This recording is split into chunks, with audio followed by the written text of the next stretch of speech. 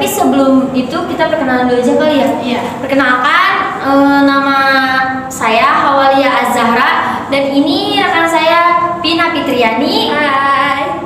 Dan ini namanya Selpa Rahmania. Hai. Dan yang ujung paling tinggi di pojok sana namanya Siti Afriani. Hai. Udah mungkin kita lanjut aja kali ya. Pasti nungguin kan? Sabar. Siapa yang pertama akan nyampein? Siapa, Ci? Ayo.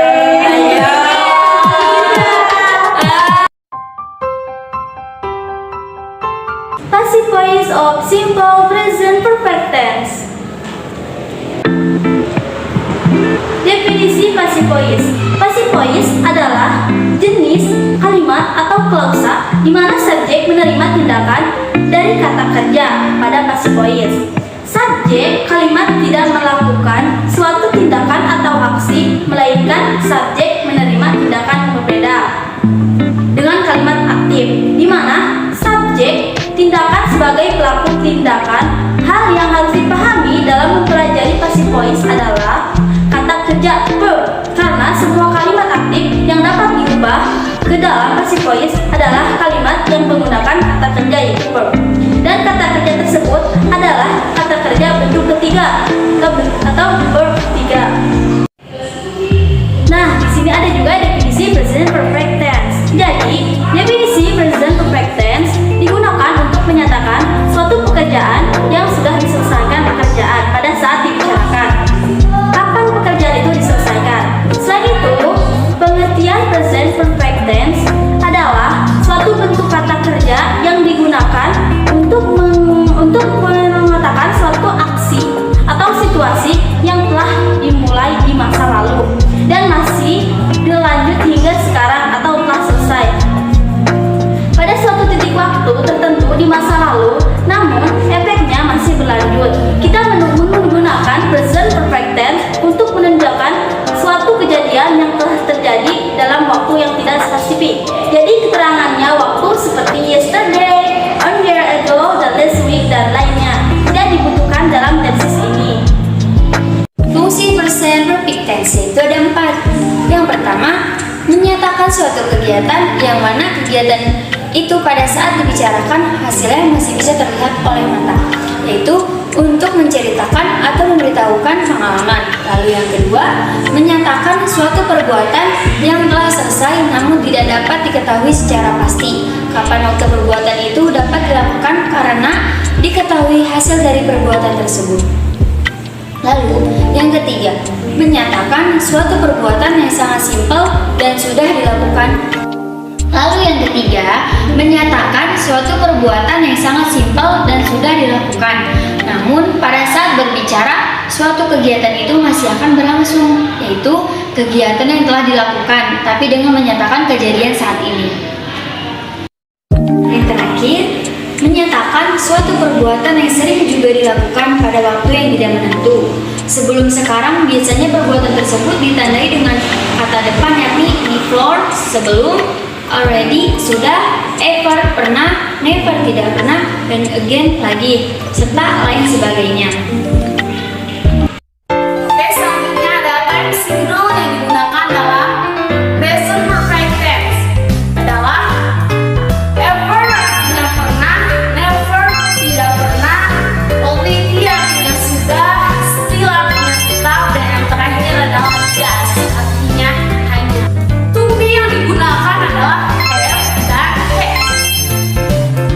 Yang pertama adalah I, you, we, they. To be-nya adalah have, sedangkan she, he, it, to be-nya adalah has. Kemudian to be yang digunakan adalah kata kerja bentuk ketiga atau past participle.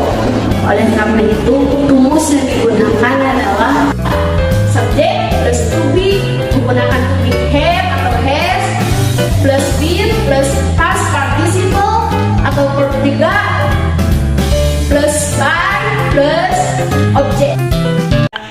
Selanjutnya ada contoh-contoh dari passive voice of simple present perfect tense. Tadi sudah dijelaskan oleh rekan saya, rumusnya itu yaitu subjek plus to be-nya ada have atau has plus been plus verb 3 atau past participle plus by plus object. Di sini ada 3 contoh yang sudah dibuat. Yang pertama ada she has made a cake. Dia telah membuat kue. Lalu kita akan rubah ke dalam kalimat pasif menjadi a cake has been made by her. Jadi dalam kalimat pasif itu si subjeknya itu berada di depan, si subjeknya ini berada di depan, dan objeknya itu berada di belakang, jadi dibalik. Nah, selanjutnya ini menjadi a cake has been made by her.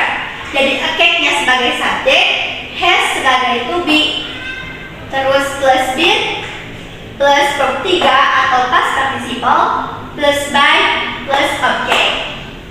Lalu itu menjadi yang artinya kue telah dibuat olehnya. Yang tadi kan dia telah membuat kue, kalau dirubah ke kalimat pasif menjadi kue telah dibuat olehnya. Yang selanjutnya ada contoh yang kedua, they have done the task. Kita akan merubah ke dalam kalimat pasifnya menjadi the task have been done by them. Nah, the task ini sebagai subjek, subjeknya pertama jadi di depan, terus plus to be-nya menggunakan have karena itu they. Jadi di sini to be-nya menggunakan have. To be plus been plus verb 3 atau past participle plus by plus objeknya. Nah, ini tadi artinya mereka telah menyelesaikan tugas. Lalu kita rubah ke dalam kalimat pasif menjadi tugas telah dilakukan atau dikerjakan oleh mereka. Jadi dibalik subjek sama objeknya. Lalu contoh yang ketiga selanjutnya ada I have told you to go. Kita rubah ke dalam kalimat pasif menjadi you have been told to go.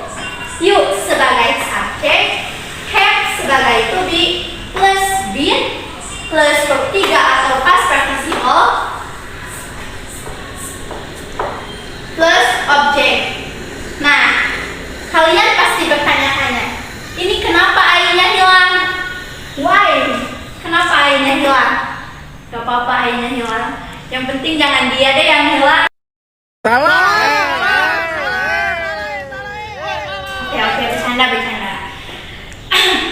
Nah, di sini nggak apa-apa I-nya hilang karena sudah menjadi objek yang tidak diperlukan pada umumnya. Jadi nggak apa-apa I-nya itu hilang seperti itu. Selesai.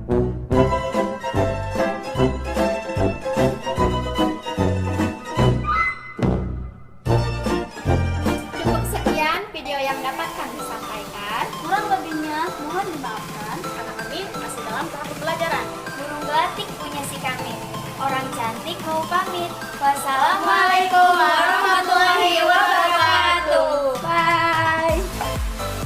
BHIN Dasin. Rantai kami dari Afi, prodi pendidikan Islam. Yuk. Assalamualaikum warahmatullahi wabarakatuh. Cukup sekian video yang dapat kami sampaikan. Karena kurang lebihnya bisa dimaafkan.